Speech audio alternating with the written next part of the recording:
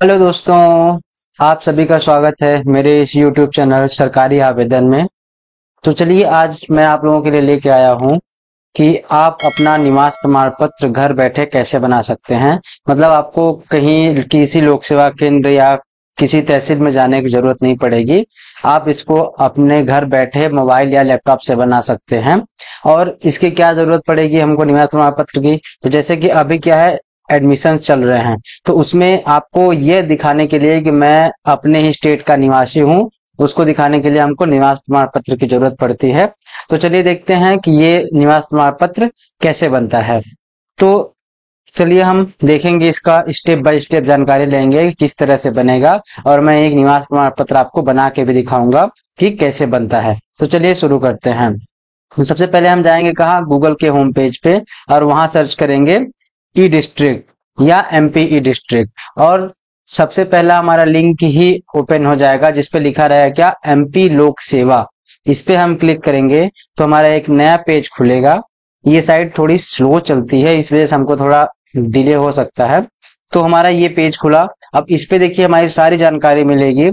पहला क्या है कि देखिए ऑनलाइन सेवा हेतु आवेदन, यहाँ आवेदन की स्थिति को देख सकते हैं। मतलब कि हम अपना जो आवेदन किए रहेंगे उसकी स्थिति को देख सकते हैं मोबाइल या आवेदन नंबर के द्वारा। ऐसे ही करके सारी चीजें हैं यहाँ पे। तो हम यहाँ पे क्या क्या बना सकते हैं, आय प्रमाण पत्र भी बना सकते हैं। ये मैं इसका वीडियो मैं बना चुका हूँ, इसका लिंक मैं डिस्क्रिप्शन में दे दूंगा। और इसके आगे क्या है, हमारा निवास प्रमाण पत्र। तो हम निवास प्रमाण पत्र भी बनाएंगे, अभी इसी का वीडियो बनाएंगे। और ये ट्रेड लाइसेंस, ऐसे ही करके बहुत सारे डॉक्यूमेंट्स के लिए हम अप्लाई कर सकते हैं। तो अभी हम देखेंगे क्या, निवास प्रमाण पत्र के लिए तो हम इस पे करेंगे स्थानीय निवास प्रमाण पत्र पे क्लिक करेंगे। और हमारे यहाँ पे खुला दूसरा पेज। इसमें क्या बता रहा है, आवश्यक दस्तावेज क्या है, स्व घोषणा पत्र। स्व घोषणा पत्र क्या होता है कि आपको स्व घोषणा करना पड़ेगा, ये आपको अलग से अपलोड नहीं करना है। उसी में एक कॉलम मिलेगा, एक फॉर्म खुलेगा, उसमें आपको घोषणा करना होता है। और हम संपर्क मतलब कहाँ कहाँ से आवेदन कर सकते हैं, लोक सेवा केंद्र, एमपी ऑनलाइन, सीएससी या ऑनलाइन आवेदन। तो हम इसका ऑनलाइन आवेदन भी कर सकते हैं। यहाँ पे इसका लिंक भी दिया गया है, इस साइड पे देखेंगे तो लोक सेवा केंद्र में कितना फीस लगेगा, 40 रुपए, एमपी ऑनलाइन पे 40 रुपए, सीएससी पे 40 रुपए। लेकिन हम अगर ऑनलाइन करते हैं तो यह निःशुल्क हो जाएगा, मतलब फ्री ऑफ कॉस्ट, हमको एक भी रुपए देने की जरूरत नहीं पड़ेगी। तो हम इस पे क्लिक करते हैं अप्लाई पे। और जैसे अप्लाई पे क्लिक करेंगे तो ये वाला पेज खुलेगा। तो ये क्या है कि हमको एक यूजर आईडी बनानी पड़ती है, आईडी और पासवर्ड बनाना पड़ता है। जिसका बना होगा वो अपना डाल के आगे बढ़ जाएगा, और जिसका नहीं बना होगा वो नागरिक पंजीयन पे जाकर यहाँ पे सारे डिटेल्स फिल करेगा। तो एक मोबाइल नंबर पे और एक ईमेल पे ओटीपी आएगा। ओटीपी डालते ही आपका आईडी पासवर्ड बन जाएगा। तो यहाँ पे हम इसको कंटिन्यू करेंगे। तो मेरा आईडी पासवर्ड बना हुआ है, तो हम सीधे लॉगिन करेंगे यहाँ पे। तो हम यहाँ पे अपना आईडी पासवर्ड डालते हैं, और आईडी पासवर्ड डालने के बाद हम यहाँ पे डालेंगे क्या, कैप्चा। तो कैप्चा जैसा दिखाया रहता है वैसा हमको फिल करना होता है। तो कैप्चा डालने के बाद हम इसको क्या करेंगे, पासवर्ड डालने के बाद हम इसमें कैप्चा डालेंगे। तो जैसा कैप्चा दिखाया रहता है वैसा ही हम इसको डालते हैं, जैसा कैपिटल स्मॉल जैसा भी होगा उसी के अनुसार डाल के, और हम लॉगिन पे क्लिक करेंगे। अब हम इसमें यूजर आईडी में मोबाइल नंबर और मेल दोनों डाल सकते हैं। तो मैंने मेल से किया था, आप मोबाइल नंबर से भी कर सकते हैं। जैसे ही हम इसमें लॉगिन पे क्लिक करेंगे, ये हमारा लॉगिन हो जाएगा। और हम सीधा पे किस पे क्लिक करेंगे, अस्थायी निवास प्रमाण पत्र पे जाके क्लिक करेंगे, और फिर वही प्रोसेस आएगा। तो अब हम करेंगे क्या, ऑनलाइन पे क्लिक करेंगे, अप्लाई ऑनलाइन पे, और हमारा सीधा नया पेज खुल जाएगा। कहाँ पे, जहां पे हमको निवास प्रमाण पत्र अप्लाई करना होगा। तो यहाँ पे क्या है, सबसे पहला कि हमको आधार नंबर डालना पड़ेगा। तो हम आधार नंबर यहाँ पे डालेंगे जिसके नाम से हमको निवास प्रमाण पत्र बनाना होगा। और आधार नंबर जैसे ही हम इसमें डालेंगे, आधार रजिस्टर्ड मोबाइल नंबर पे ओटीपी जाएगा। तो हम आधार नंबर डालते हैं, और आधार नंबर डालने के बाद हम क्या करेंगे, यहाँ पे गेट ओटीपी पे क्लिक करेंगे। अब क्या है, ओटीपी जाएगा।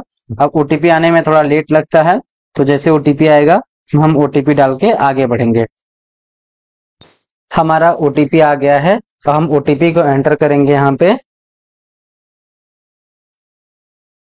और जैसे ओटीपी एंटर करके हम वेरीफाई करेंगे तो हमारा डाटा अपने आप फिल हो जाएगा, जिसमें जैसे कि नाम, पापा का नाम, डेट ऑफ बर्थ, ये अपने आप फिल हो जाएगा पूरा। यहाँ पे हमारा पूरा फिल हो गया है, जिसमें नाम हो गया, पापा का नाम हो गया और मोबाइल नंबर, ये सारी चीजें फिल हो गई हैं। और कुछ कॉलम्स फिल नहीं होते हैं, तो उनको हमको खुद से फिल करना होता है।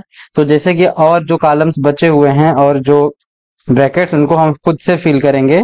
जैसे यहाँ पे क्या है, डेट ऑफ बर्थ नहीं फिल है, तो डेट ऑफ बर्थ हम खुद से फिल करेंगे। डेट ऑफ बर्थ के लिए हमको कैलेंडर से चूज करना पड़ेगा, कि जो आपका डेट ऑफ बर्थ होगा उसको हम कैलेंडर से चूज कर लेंगे और ये ओके कर देंगे, तो हमारा फॉर्म भर जाएगा। अब यहाँ पे वर्ग पूछा है, तो अपना वर्ग यहाँ पे हम डालेंगे, जो जिस वर्ग का होगा, कोई अनुसूचित जाति का होगा या अनुसूचित जनजाति, पिछड़ा वर्ग, सामान्य, तो वो हम चुन के अपना डालेंगे। तो हम इनका डाल दिए हैं। और अपना व्यवसाय आप चुनेंगे कि आप क्या व्यवसाय करते हैं, तो जो आप करते होंगे उसको आप भरेंगे। और आप गरीबी रेखा से नीचे हैं तो हाँ है तो हाँ, ना है तो ना। और आप फिर आवेदक की माता का नाम पूछा है, तो माता का नाम डालेंगे।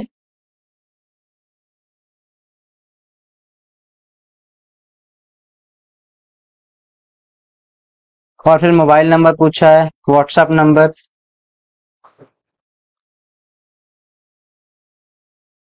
और ईमेल आईडी पूछा है, तो ईमेल आईडी भी अगर आपके पास है, वैसे तो होगी ही, उसको डालना है। और ईमेल आईडी डालने के बाद क्या आप शिक्षित हैं, तो ऑलरेडी आप विद्यार्थी हो तो शिक्षित तो हो ही। और अपना एड्रेस डालना है आपको, कि आप कहाँ के निवासी हैं। एड्रेस में अपना पूरा एड्रेस डालना है आपको। तो पूरा एड्रेस डालने के बाद ही आप आगे बढ़िएगा, जिससे कि आगे आपको कोई प्रॉब्लम ना हो। तो मैं एड्रेस डाल रहा हूँ यहाँ पे। और एड्रेस डालने के बाद हम आगे अपना समग्र आईडी डालेंगे, कि आपकी समग्र आईडी क्या है। अब समग्र आईडी हम जैसे डालेंगे, इसमें आपका नाम भी आ जाएगा समग्र आईडी में। तो समग्र आईडी हम डालते हैं यहाँ पे। और हम जैसे ही समग्र आईडी डालेंगे, नीचे सदस्य का नाम आ जाएगा। थोड़ा उसको सर्च करने में टाइम लगता है, तो नाम आ जाएगा। फिर हम जिला चुनेंगे कि आपका जिला कौन सा है, तो जो आपका जिला होगा उसको आप चुन लीजिएगा, जो भी आपका जिला होगा। और जिला चुनने के बाद तहसील आपको चुनना पड़ेगा, आप किस तहसील से हो। तो इसमें क्या है, मैंने आपको जैसा पहले ही बताया है कि थोड़ा ये पोर्टल स्लो चलता है, तो इसमें थोड़ी सी चीजें लेट सर्च होती हैं। थोड़ा हम वेट करेंगे इस पे, कि जिसमें कि समग्र आईडी पे नाम आ जाए। हमारा सर्च कंप्लीट हो गया है, जहाँ पे समग्र आईडी का नाम आ गया है। और हमको अब अपना तहसील चुनना है, तो तहसील चुनेंगे। और फिर क्षेत्र चुनना है, आप किस क्षेत्र से हो, शहरी या ग्रामीण। तो उस हिसाब से हम देख लेंगे कि आप नगर निगम में हैं तो शहरी, और ग्राम पंचायत में है तो ग्रामीण चुनेंगे। और शहर चुनेंगे, कस्बा मतलब आपका गांव कौन सा है, तो उसको चुनेंगे हम।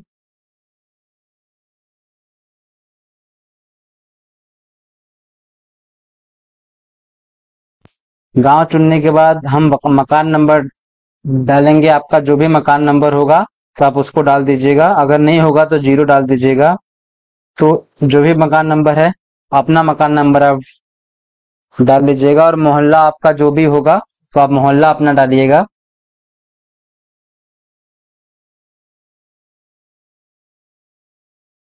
और पिन कोड आपका जो होगा। और इतना सब डालने के बाद आप कंटिन्यू पे, सेव एंड कंटिन्यू पे क्लिक कर दीजिएगा।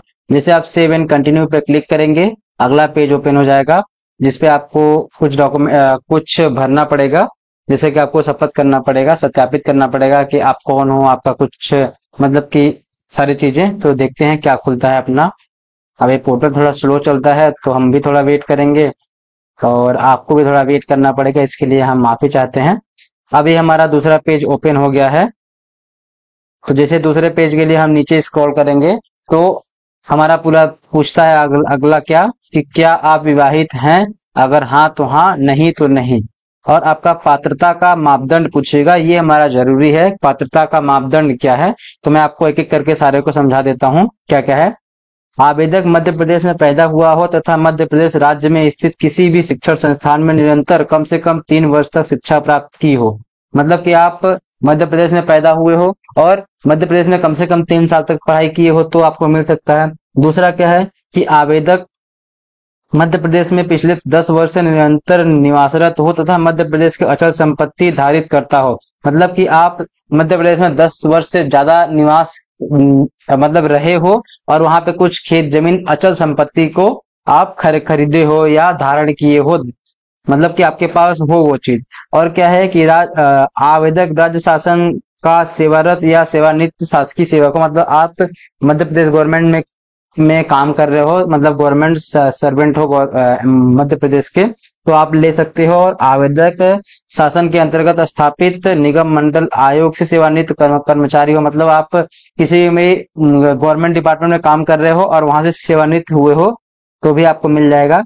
अगला क्या है, आवेदक केंद्र सरकार केंद्र शासन का मध्य प्रदेश की सीमा में 10 वर्ष से कार्यरत हो, मतलब आपका गवर्नमेंट, मतलब कि आप सेंट्रल गवर्नमेंट के में सर्विस कर रहे हो, जैसे आप सीआरपीएफ में हो, लेकिन आप मध्य प्रदेश में 10 साल से ज्यादा से काम कर रहे हो तो भी आप मध्य प्रदेश के निवासी हो सकते हो। या क्या है, आवेदक अखिल भारतीय सेवाओं के मध्य प्रदेश राज्य में आवंटित, मतलब आप अखिल भारतीय सेवा के लिए भी अगर मध्य प्रदेश में हो तो भी आपको मध्य प्रदेश का निवासी बनाया जा सकता है। और अगला क्या है कि आवेदक मध्य प्रदेश में सर्वाधिक अथवा विधिक पद पर महामहिम राष्ट्रपति या महामहिम राज्यपाल द्वारा नियुक्त हो, मतलब आप यह क्या हो कि राष्ट्रपति या राज्यपाल के द्वारा डायरेक्ट आपको नियुक्त किया गया हो मध्य प्रदेश में। या भूतपूर्व सैनिक हो जिन्होंने मध्य प्रदेश में 5 वर्षों से निवास किया हो और उनके परिजन मध्य प्रदेश में पहले से निवासरत हैं, मतलब आप कोई सैनिक हो, भूतपूर्व सैनिक हो और आपके पापा मम्मी यहाँ पे रहे हो मध्य प्रदेश में, तो हम लोगों के लिए सबसे ज्यादा क्या है कि हमारे पूर्वज यहाँ से रह रहे हैं,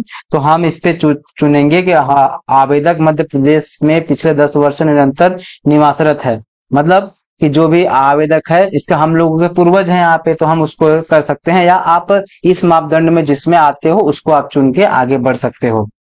यहाँ क्या है, क्या आप विगत 10 वर्ष से निरंतर निवासरत हैं, तो यस, हाँ, हम यहाँ पे निवासरत हैं। अब आपको क्या किया, आवश्यक दस्तावेज जैसा वहां पे पूछा गया था स्व प्रमाणित, तो आपको यहाँ पे स्व प्रमाणित लगाना पड़ेगा। आज जैसे आप इस पे क्लिक करोगे एक नया पेज खुलेगा, यहाँ पे आपको प्रमाणित करना पड़ेगा कि हाँ आप स्व प्रमाणित हो, तो ये अपने आप पहले से ही भरा हुआ है, सारी चीजें भरी हुई हैं, तो आप इसमें कुछ नहीं करेंगे। अगर आप विवाहित होते तो आपके बच्चों का नाम पूछता, आप विवाहित नहीं हो तो कुछ नहीं पूछेगा। और आगे क्या पूछा है, आवेदक को उसकी जानकारी के आधार पर शपथ पत्र दिखाया गया है और वह शपथ पत्र से संतुष्ट है, तो इस पे हाँ क्लिक करेंगे, हाँ हम इस पे संतुष्ट हैं। और आगे क्या पूछा है, आवेदक की छाया प्रति, मतलब कि अपना फोटो लगाना है यहाँ पे, जो भी आवेदक होगा, तो चलिए फोटो यहाँ पे हम लगाते हैं। फोटो को लगाने के बाद हम यहाँ पे सबमिट पे क्लिक कर देंगे और एक नया पेज खुलेगा जिसमें क्या क्या होगा कि हम उसको सबमिट हो जाएगा ये फॉर्म। अब इसके बाद अब हमको यहाँ पे एक नंबर मिल जाएगा जो कि हमारा नंबर होगा। तो अभी ये थोड़ा लेट लग रहा है, इसमें हम वेट करेंगे इसका।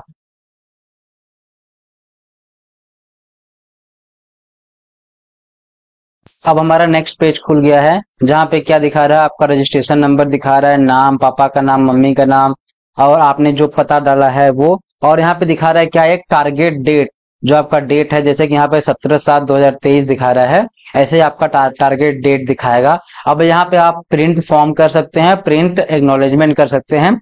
और ये जो रजिस्ट्रेशन नंबर है आपका, वो जैसा कि मैंने वीडियो में पहले ही बताया था कि आवेदन की स्थिति में जाके आप इस रजिस्ट्रेशन नंबर को डाल के अपना आवेदन की स्थिति चेक कर सकते हैं, निराकृत हुआ है कि नहीं हुआ है। ये वैसे जो डेट दिया गया है 17/7, उसी दिन निराकृत होगा, जो लास्ट डेट आपका होता है उसी दिन निराकृत होगा। अगर नहीं होता है तो आप अपील डाल सकते हैं, 30 दिन के अंदर अंदर आप अपील डाल सकते हैं कि आपका क्यों निराकृत में क्यों रिजेक्ट किया गया है। वैसे रिजेक्ट तो होता नहीं है आय और निवास, तो आप ये कर सकते हैं। और भी अगर जानकारी आपको चाहिए, जैसे कि आय प्रमाण पत्र मैंने बनाया है, उसका लिंक मैं डिस्क्रिप्शन में दे दूंगा। और मैंने केवाईसी से, अगर आपको अपनी समग्र आईडी में केवाईसी करना है आधार कार्ड से, तो उसका भी मैंने वीडियो बनाया है, उसका भी लिंक मैं डिस्क्रिप्शन में दे दूंगा। तो अगर ये वीडियो आपको पसंद आई है तो वीडियो को लाइक करें और चैनल को सब्सक्राइब करें। और जिसको भी इस चीज की जरूरत हो, आप जो भी अपना निवास प्रमाण पत्र बनाना चाहता है, जो ज्यादा से ज्यादा पैसा खर्चा करता है कि यार मेरा निवास प्रमाण पत्र नहीं बन रहा है, उसको आप शेयर करें और उसको बताएं कि यार हम ऑनलाइन भी कर सकते हैं, घर बैठे एक भी रुपए नहीं लगता है। आई होप ये वीडियो आपको पसंद आई होगी। Thanks for watching the video.